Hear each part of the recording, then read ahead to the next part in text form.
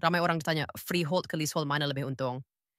Jawapannya bergantung pada matlamat anda sebagai pembeli ataupun pelabur. Freehold maksudnya anda pemilik kekal, tak ada tarikh luput.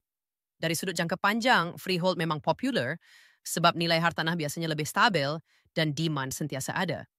Tapi ramai tak sedar, leasehold pun sebenarnya boleh jadi sangat menguntungkan. Kenapa? Pertama, harga permulaan biasanya lebih rendah. Kedua, banyak lokasi leasehold sekarang berada di kawasan pembangunan besar, jadi potensi kenaikan nilai sangat tinggi. Ketiga, sewa bulanan untuk unit leasehold kadang lebih tinggi sebab lokasi dia strategik.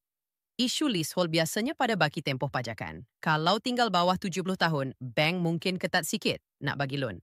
Tapi kalau projek baru atau baki panjang, ia tak ada masalah. Jadi mana lebih baik? Kalau nak simpan lama sebagai aset keluarga, pilih freehold. Kalau nak pelaburan cepat naik nilai dan ROI tinggi, pilih leasehold pun power.